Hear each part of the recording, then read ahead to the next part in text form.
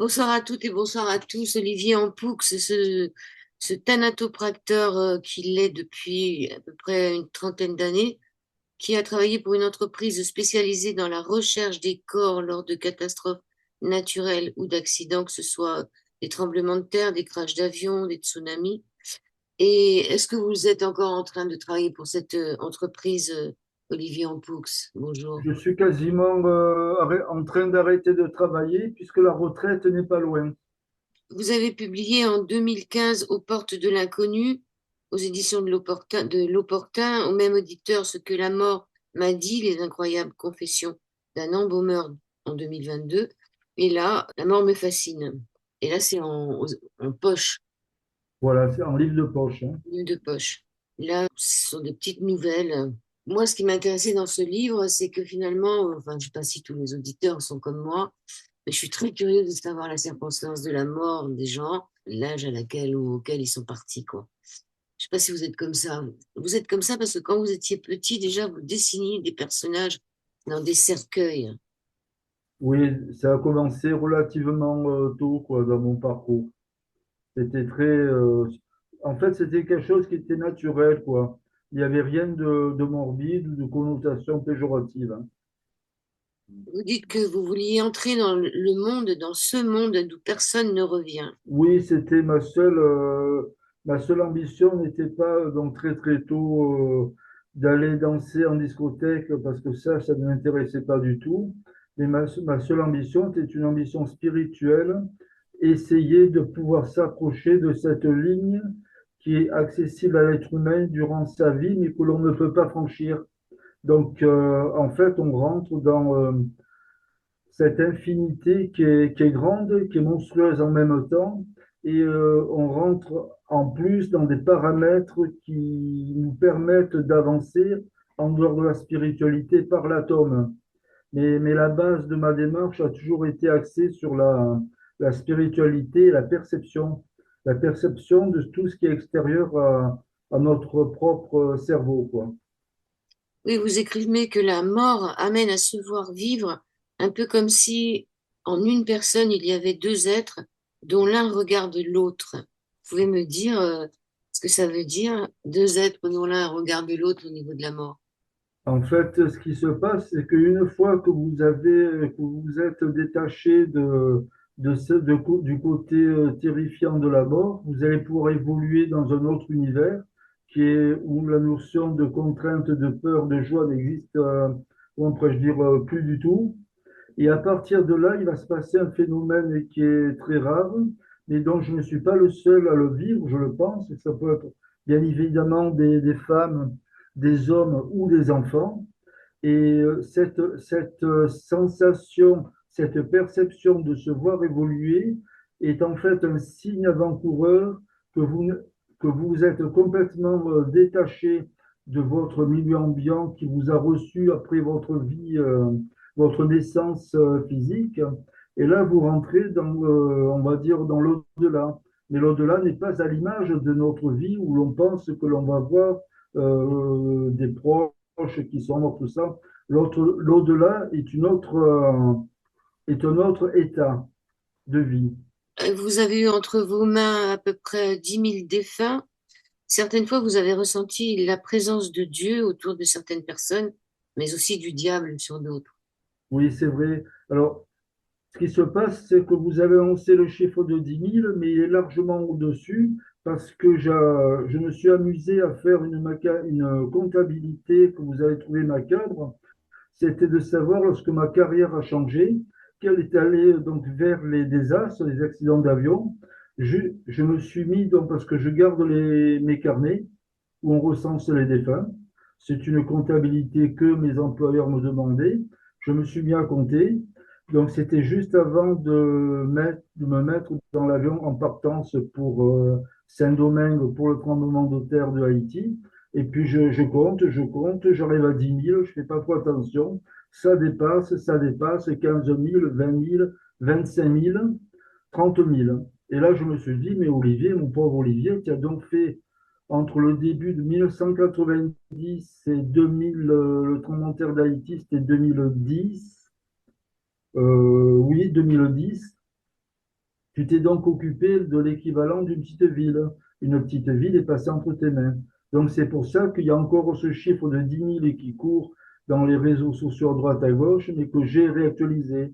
Alors effectivement, je peux dire que lorsqu'on est détaché de la contrainte, de la pesanteur terrestre face à la mort, on peut arriver à percevoir et on est contacté par soit Dieu, alors, soit le diable. Alors, quand je dis Dieu, je parle d'une notion.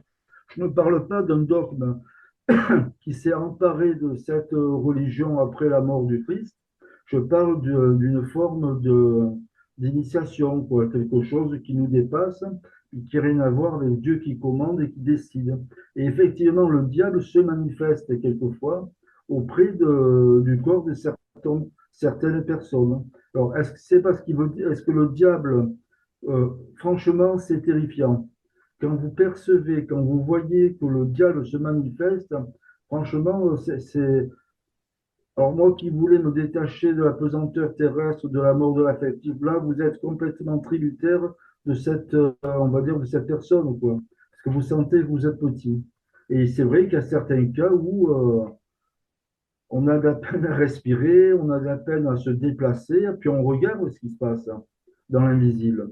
Et c'est là que, en fait, que ce grand changement commence, quoi. Oui, c'est en rapport peut-être avec le serpent que vous sentez dans la chambre d'un défunt, par exemple, pour le diable. Oui, alors le serpent, c'était un défunt qui était, bon, bien sûr décédé, parce que je dis défunt, et à un moment donné, j'ai perçu un mouvement dans la chambre qui était obscure, parce que c'est quand les chambres sont obscures, à part une petite lumière allumée pour voir où le thanatopracteur travaille, ce que je faisais, et à un moment donné, je sens un mouvement, un glissement. Et donc là, j'avais déjà fait pas mal de temps, donc je pouvais dire, ce n'est pas un tour d'imagination, c'est pas une illusion, c'est mon cerveau qui a bien enregistré quelque chose qui n'est pas habituel, on va dire une manifestation surnaturelle ou paranormale, quoi. Et puis à ce moment donné-là, j'ai perçu ce mouvement. C'était comme, je ne sais pas si vous avez vu à la télé, lorsque les serpents se déplacent sur le sol, c'est un bruit qui est très particulier dans le sable, très particulier. Et là, on était exactement à ça. En ce qui concerne Dieu, quelque part, il y avait cette femme aussi qui sentait le mimosa. Oui, alors c'était dans un couvent, quoi. Donc l'après-midi, je me déplace, on me dit, on m'amène la sœur, la mère supérieure, m'amène dans une dite cellule. Enfin, une cellule, c'était une chambre fermée, hein, sans artifices et sans rien. Et puis la religieuse était sur son lit, donc je fais le nécessaire pour que la conservation puisse être faite, puisque les obsèques allaient lui avoir 5, 6 jours après. Et à un moment donné, j'ai de l'évolution, lorsque j'avais pas tout à fait terminé, je sens cette odeur qui emplit la pièce. Donc je regarde, il n'y avait pas de bouche d'aération qui aurait pu expliquer que ça venait de l'extérieur par un mouvement quelconque. Donc c'était bien, la chambre était bien fermée et ça venait bien de cette personne. Et vous savez, quand vous sentez quelque chose, vous arrivez à trouver le point de départ. Mais le point de départ, c'était le corps de cette religieuse. Oui, ça veut dire qu'elle était en esprit de sainteté. Alors, dans le nord de la France, dans les hôpitaux, il y a des personnes qui reprennent les gens qui viennent de mourir pour un dernier hommage chez eux. Est-ce qu'on a le droit de faire ça, de ramener un mort chez soi? Alors, vous pouvez ramener le mort chez vous selon les délais. Donc là, vous pouvez ramener un corps sans mise en bière. Il ne faut pas dépasser des délais que je ne me rappelle plus, quoi. Donc là, c'est une ambulance qui vient, le corps est sur une civière fermée, et il y a eu des autorisations délivrées par la mairie du lieu du décès. Et si les délais sont respectés, vous pouvez ramener le corps sans cercueil, quoi, chez vous, quoi.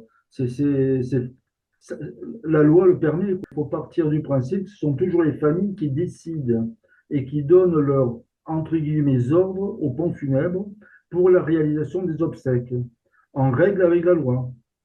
Donc, il Oui. faut toujours rester sur ce principe. Alors, on Mais va rappeler quand même quelques consignes que vous donnez à la fin de votre livre afin de conserver le cadavre pendant une semaine.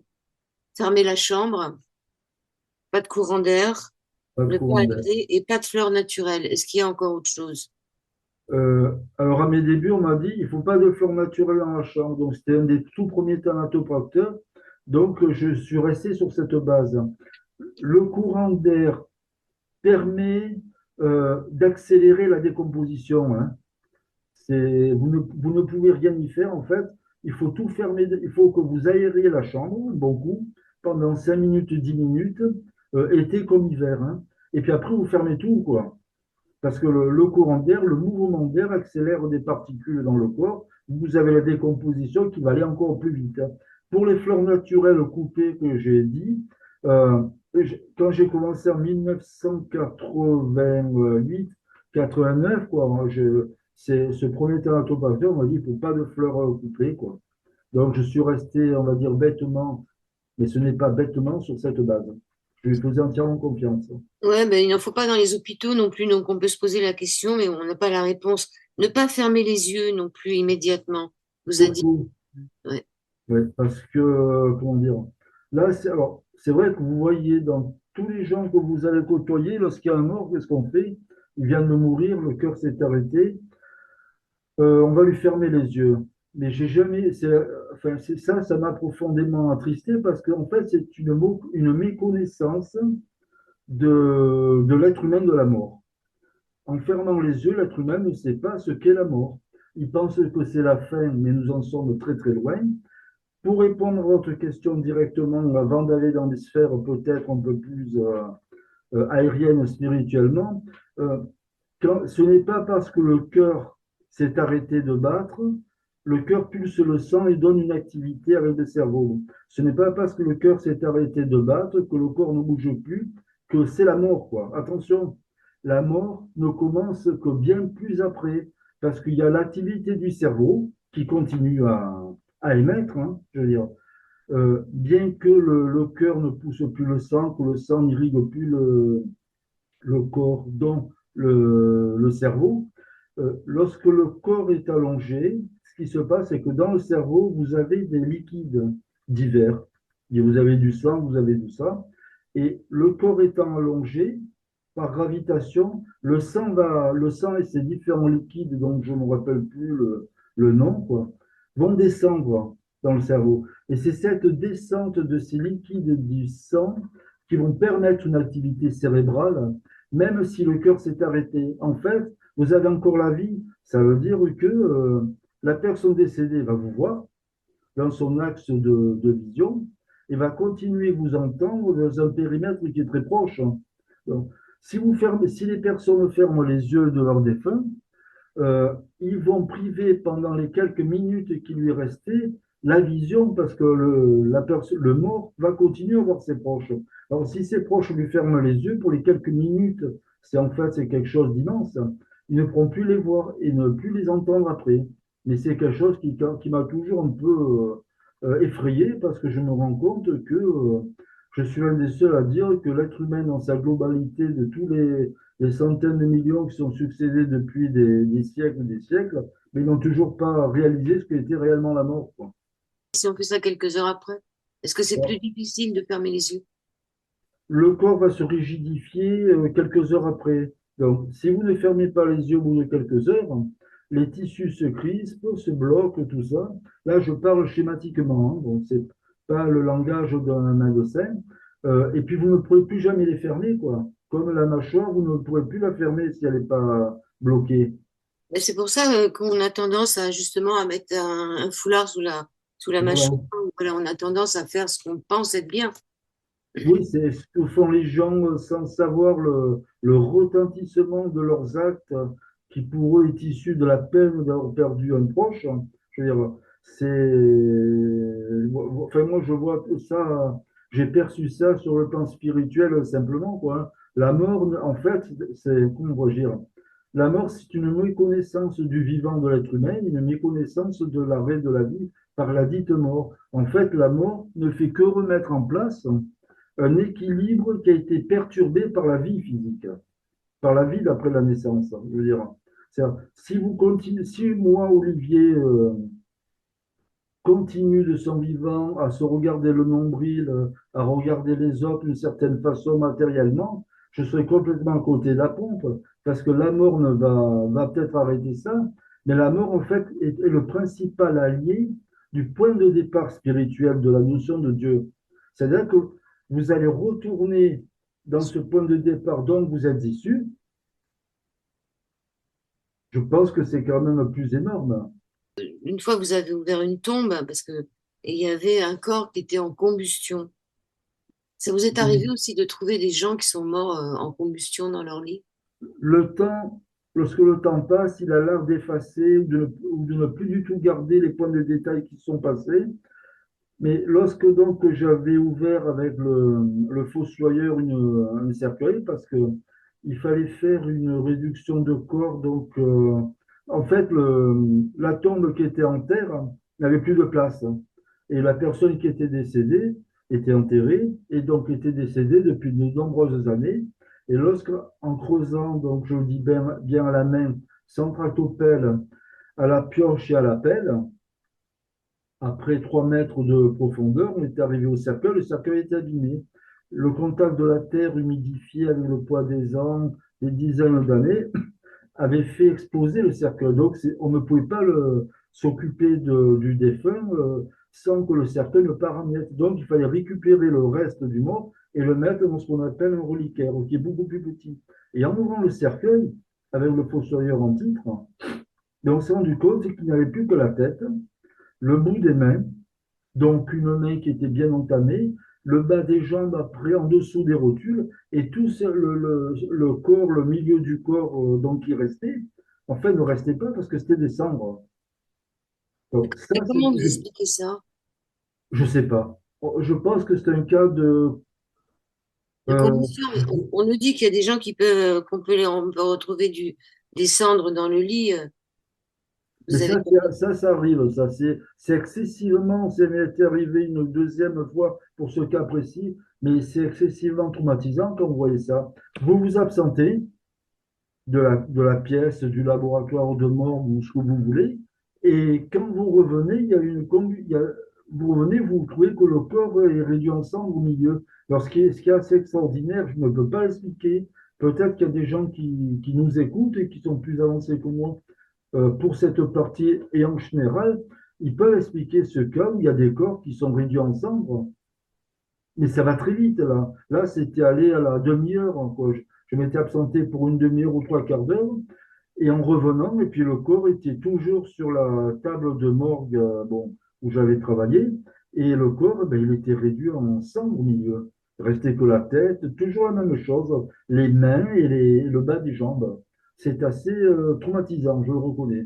Vous savez, moi, je ne suis qu'un être humain.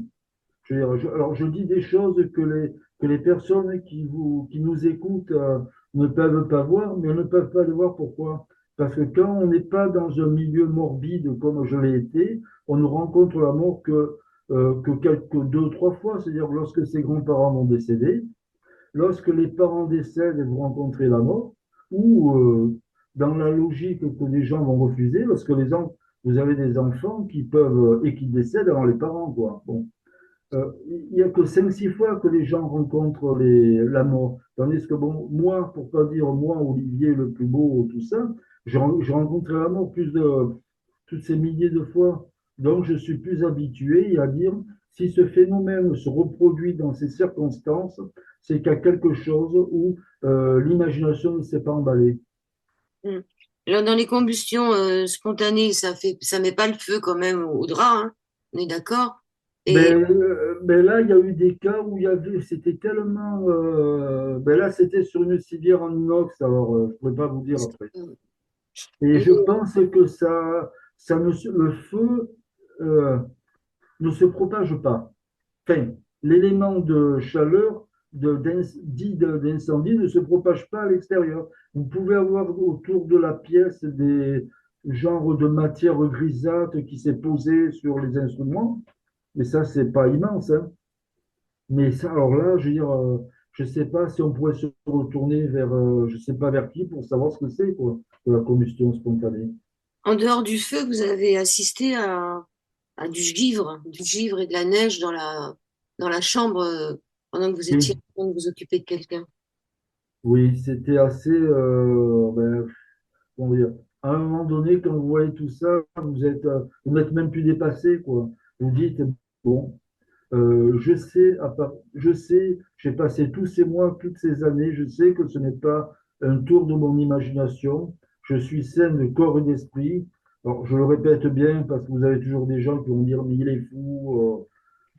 Bon. D'ailleurs, c'est peut-être eux qui sont fous.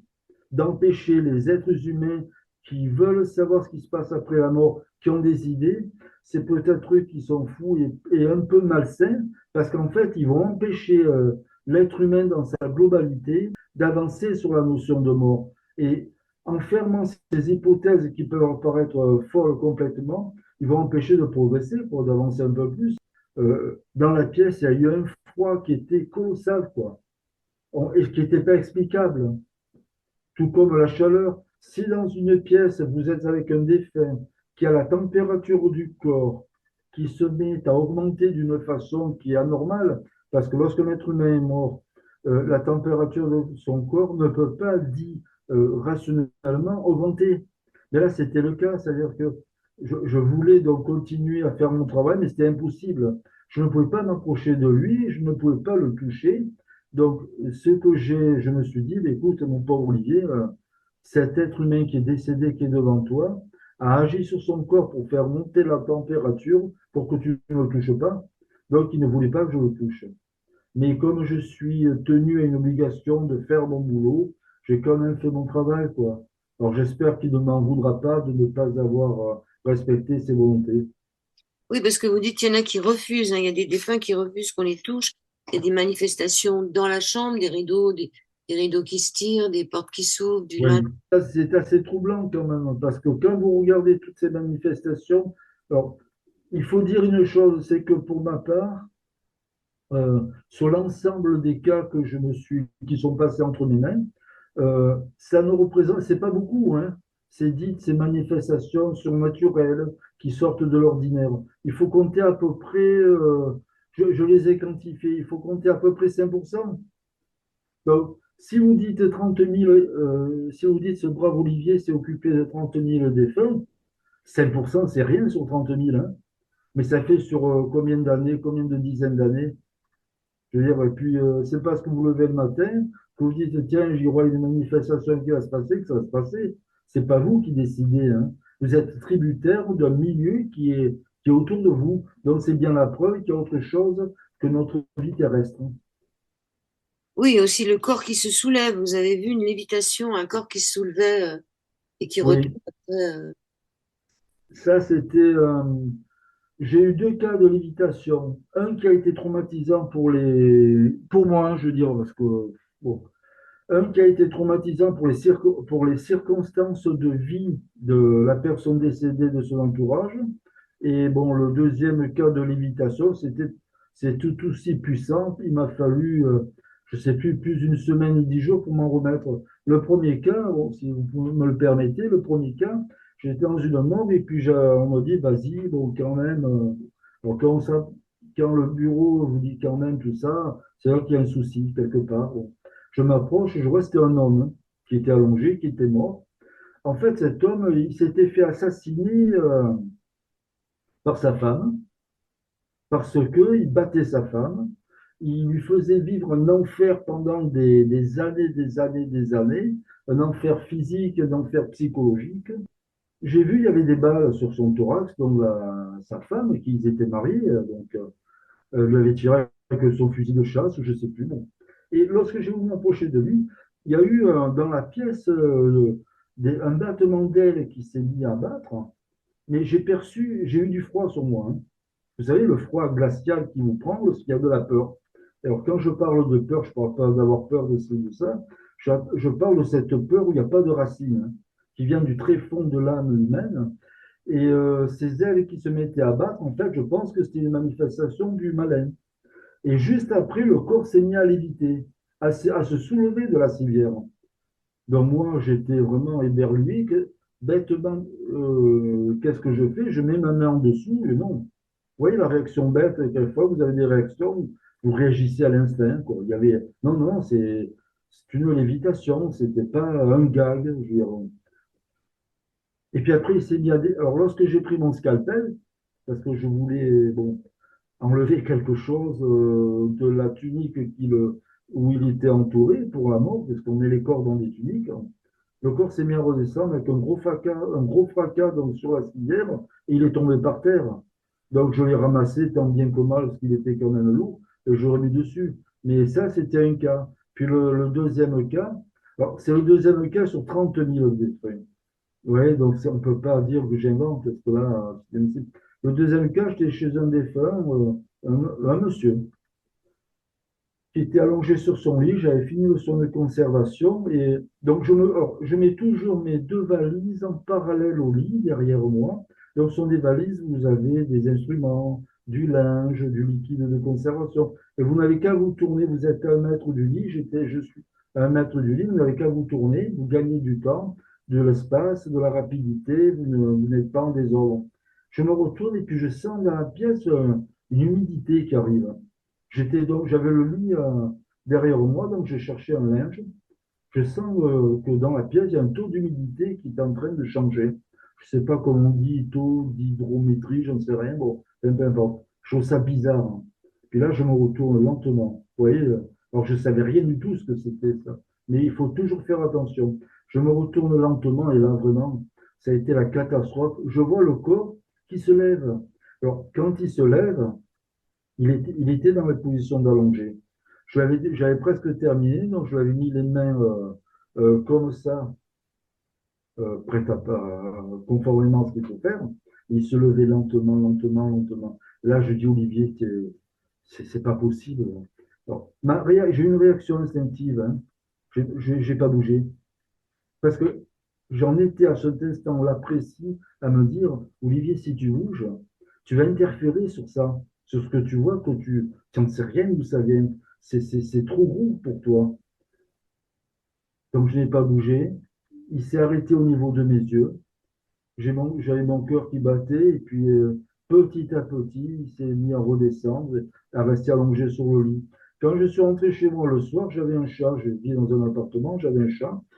Je ferme la porte d'entrée, je vais dans le salon, je n'éclaire pas les lumières, puis je suis resté comme ça pendant des heures et des heures à penser à ce que j'avais vu, quoi. Et j'étais seul au fond de moi, à descendre plus profond de moi pour monter le plus haut possible. Alors, il y a un chapitre sur les animaux. À un moment, vous voyez l'âme, on peut dire, enfin, je sais pas, vous voyez quelque chose qui sort d'un défunt et qui rentre dans un chien dans son chien qui est à côté. Alors, quand je suis rentré, il y avait un chien. La famille me dit, mais comme elle allait me dire, est-ce que ça vous gêne que le chien soit avec vous dans la pièce parce que c'était sa patronne, enfin patronne, c'est une dame qu'elle a vu son chien, ce chien quand il était petit, petit, quoi. Mais ils ont pas eu le temps de me poser la question que le chien est parti, il s'est mis sous le lit où il y avait sa patronne décédée. Vous voyez? Il faut pas sous-estimer la peine que peuvent avoir Les les animaux. animaux ou les autres formes de vie qui ne sont pas humaines. Et puis lorsque ça a été terminé, le chien a eu des convulsions, il s'est passé un genre de brouillard qui est sorti de sa bouche et puis il est tombé inanimé sur le sol, quoi.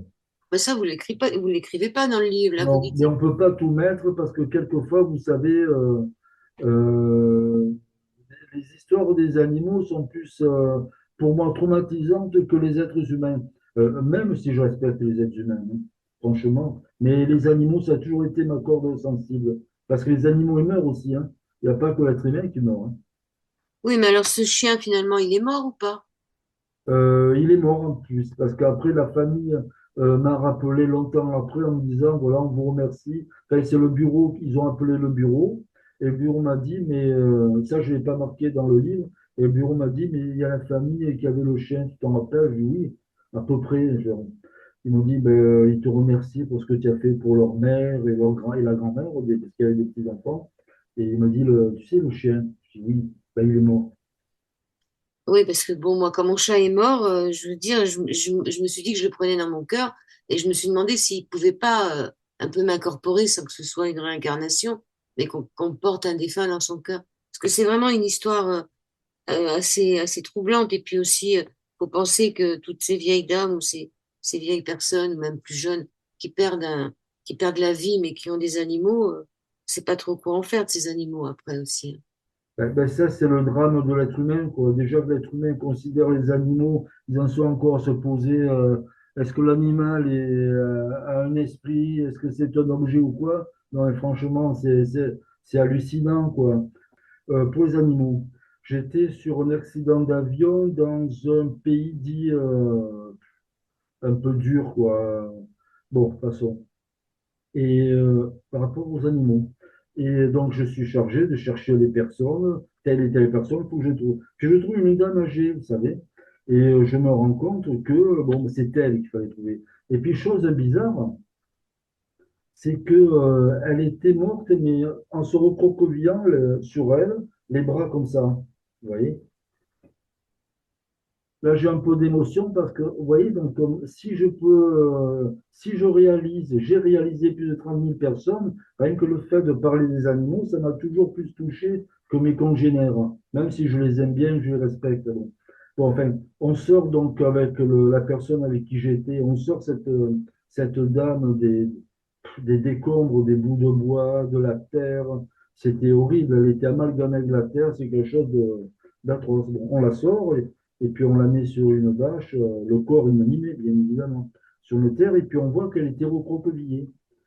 Mon collègue me dit, Olivier, il faudrait quand même, on ne peut pas la laisser comme ça. On ne peut pas la laisser dans cette position de souffrance. Il faut quand même savoir. Il faut, bon. Alors, qu'est-ce qu'on fait? Tant bien que mal, on réussit, sans casser les bras, à lui détendre les bras. En fait, elle voyageait avec son chien. Et lorsque l'avion s'est écrasé, avant qu'il ne s'écrase, elle a dû voir venir la mort.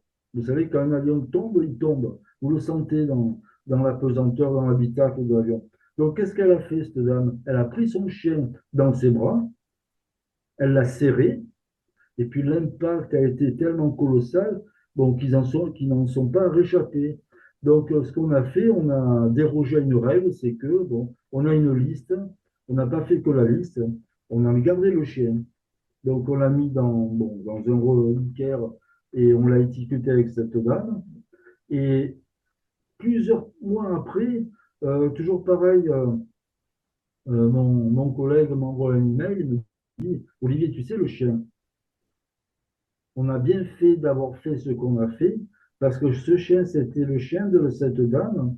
Donc, c'était une dame âgée. Et sa fille considérait qu'elle faisait partie de sa vie parce qu'elle l'avait eu tout bébé. Donc, on ne pouvait pas séparer ces deux vies, quoi. Et pourquoi vous n'avez pas pu lui laisser dans les bras, l'enterrer avec elle sans la On ne mettre à peut pas le faire, ça. pas le droit? Tous les organismes vivants, quels qu'ils soient, doivent être. Je ne sais pas, hein, je ne peux pas vous le dire, mais c'est pas possible. Oui, vous aviez le cas aussi. Alors, il y a des enfants qui meurent aussi. De ces enfants qui ont été, qui sont morts, là, ils étaient plusieurs. Et je m'étais dit que vous les mettriez dans le même cercueil. Et non, ils sont dans des cercueils différents. Ça, c'était un accident d'avion dont je n'en aurais pas le nom, donc c'est des Non, je inconnus qui. pense pas. C'était la maman qui avait jeté sa voiture dans l'eau pour être Ah sûre. oui, oh là Regardez, là. ses enfants, ils savaient nager. Je crois que j'avais 27 ans. Donc maintenant, j'ai 64 ans. J'avais 27 ans et on m'a dit, Olivier, bon, il faudrait y aller, fais attention. Bon, toujours pareil, quand on vous dit fais attention, c'est qu'il y a un drame. Bon. Et donc, je vais à la morgue. Donc, j'avais deux petits cercueils blancs, avec tout petits, c'est pas grand, même pas 1 mètre, parce que c'était des enfants, pas en bas âge, mais des gamins, quoi. Bon. Et on me dit, il faut que tu les habilles et que tu mettes les enfants dans le cercueil. Et après, il faut aller au cimetière. Mais il y a la famille, alors fais attention, parce que c'est explosif, parce qu'ils ont beaucoup de peine. Donc, j'ouvre une case de réfrigéré où il y avait le premier corps, je l'ouvre, j'ouvre la deuxième case qui c'est juste côte à côte. Dans le morguiste, dans son souci de peine, il avait voulu les laisser ensemble, mais dans des cases différentes, parce qu'ils étaient identifiés dans des cases différentes. C'est comme ça. J'ouvre la housse en plastique, et puis là, il y avait la grande sœur et le petit frère qui avait encore son pyjama, où il y avait des petits ours, vous voyez. Bon. Oui, il y a des enfants aussi qui meurent et ça, c'est peut-être très, très triste. Des formes lumineuses qui se diffusent un peu au-dessus du corps. Et l'importance des bruits, il y a des fois beaucoup de bruits qui arrivent, ou une musique, vous entendez une musique. Oui, ça, c'est encore des phénomènes que pour lequel on ne peut pas donner une explication dite rationnelle. Alors, est-ce seulement à donner toujours des explications dites rationnelles, ou ne faudrait, quand vous êtes je dis confronté au son, mouvement d'objet, ne vaudrait-il mieux pas se remettre en question soi-même en disant, je ne comprends pas ce qui se passe. Je ne l'ai jamais vu, je ne sais pas. Je pense qu'il faudrait se remettre en question et donner une autre définition de la mort que ce que l'on donne. La naissance, on naît, alors que l'être humain il n'est jamais venu au monde avec la naissance physique, c'est bien plus tôt. Et la mort, on s'arrête, on met le noir pour la mort, c'est des mines de circonstances de deuil, c'est incompréhensible, mais bon, je vais être le seul à dire ça, mais c'est pas grave. Une fois en remontant dans votre voiture, après avoir fait ce qu'il fallait au niveau d'un défunt, vous l'avez vu comme on se voit là, sur le pas de sa porte. Oui, alors c'était un jeune marié. Donc j'avais tout fini, j'étais sorti déjà depuis un moment, puis je suis resté dans ma voiture, et dans ma voiture, j'avais le rétroviseur de la voiture, et derrière moi, il y avait l'entrée de la maison. Et à ce moment donné-là, je pense que je boutiquais, je sais plus, en fait plus. Donc, je regarde par mégarde le rétroviseur, je crois que c'était pour le réajuster avant de démarrer la voiture. Vous savez comment on fait comme ça? Et je vois le jeune marié qui était sur le pas de la porte et qui me fait un signe de revoir. Bon, là, j'ai eu un léger sourire, mais quand même, je me suis dit, c'est pas de la dimension où j'ai voulu normalement, quoi. Oui, surtout qu'après, vous voyez quelqu'un qui sort de la maison et qui le traverse sans s'en rendre compte. Voilà, c'est ça. C'est assez, tout ce qui est paranormal, surnaturel, ça ne devrait plus rester l'accessoire de réflexion et d'attention de tous les êtres humains. Alors, l'importance des vêtements qu'on vous donne aussi à mettre sur les morts, et puis cette robe ou ce costume de mariée, la robe de mariée, des fois, on rentre plus dedans des années après, non? Ah, mais comme le costume, hein, pour les hommes, la veuve va me donner le costume de mariage lorsque son mari avait 18 ans. Vous pouvez pas, là. Mais pourtant, il faut faire en sorte de mettre le costume de mariage. Donc, il y a des techniques pour habiller les gens. Une technique, Vous le découpez, non? il faut les découper dans le dos, jusqu'au col, et ça vous permet de mettre le costume conformément à ce qu'ils veulent, quoi, hein. Alors, tous ces phénomènes vous arrivent plutôt plus facilement quand vous êtes seul. Quoiqu'il y a certaines fois où vous n'êtes pas seul, mais c'est plutôt quand vous êtes seul. Oui, je pense que le cerveau qui reçoit et qui émet, ça rentre en ligne de compte. Nous ne sommes pas conçus que de chair et de sang. Nous sommes conçus, nous, êtres humains, les animaux, tout ce que vous voulez, le son, la pensée, par ce qu'on appelle les atomes. C'est quelque chose que vous ne voyez pas. L'œil humain peut arriver à voir jusqu'au rayon dit infrarouge, mais l'atome est ce qui régit l'univers en fait, hein. Tout être humain est constitué d'atomes, comme les animaux. Donc c'est pour ça que je vous dis, il y a une interpénétration des univers autour d'un défunt. Est-ce que vous voulez que je vous raconte un cas? C'était à mes débuts. Donc, euh, on était allé chercher un défunt, donc on l'avait habillé, on l'avait mis les chaussures, le costume, tout ça. On l'avait mis dans son cercueil, on avait posé le couvercle dessus, on avait mis son chariot à roulettes, et il nous fallait faire un couloir. C'était dans les sous-sols d'un hôpital. Donc, de la petite morgue, il fallait prendre un ascenseur, donc un couloir qui faisait, je ne me rappelle plus, 50 mètres, enfin bon, peu importe. Donc, nous étions quatre, hein. Nous poussions donc le chariot à roulettes, il y avait le cercueil dessus dans ce couloir. Et puis à un moment donné, pardon, un cliquetis. Bon, on se regarde, puis on se dit, vous savez, dans les couloirs d'hôpitaux où le public ne passe pas, vous avez des tuyauteries qui sont, bon, on s'est dit, bon, ben, c'est l'eau qui passe, il y a un cliquetis, ça vient de ça. On continue, et puis ça recommence.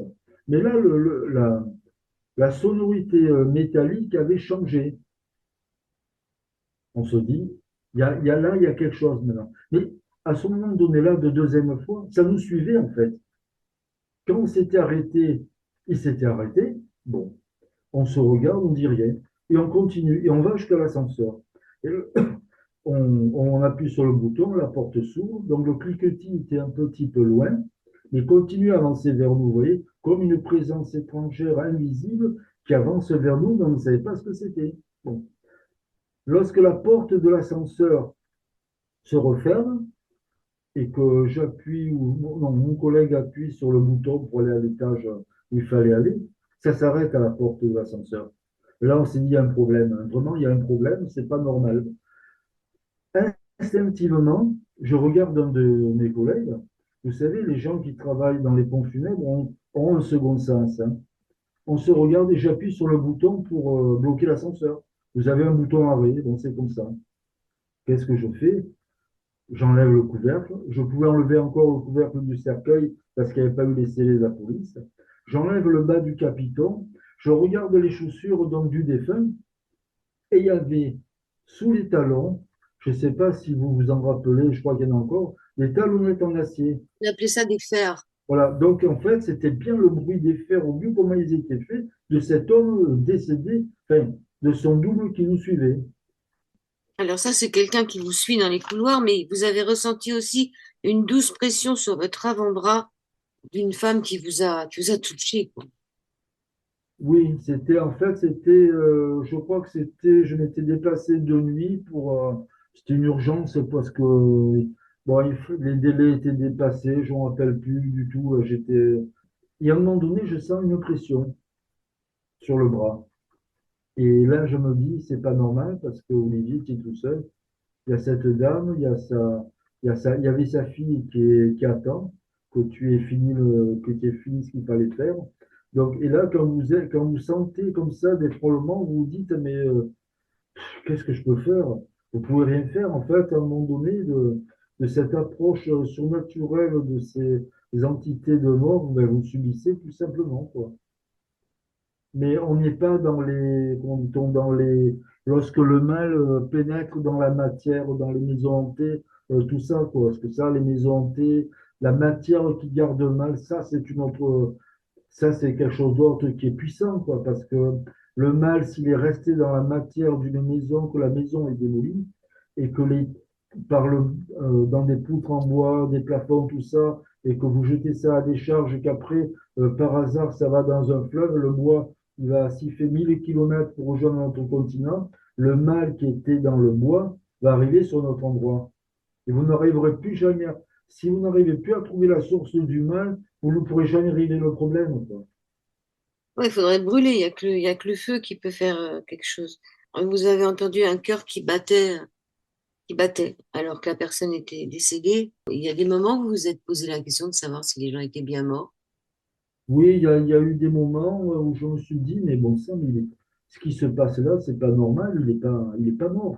Je veux dire, une fois, il y avait un défunt, je sais plus, c'était un homme, je crois.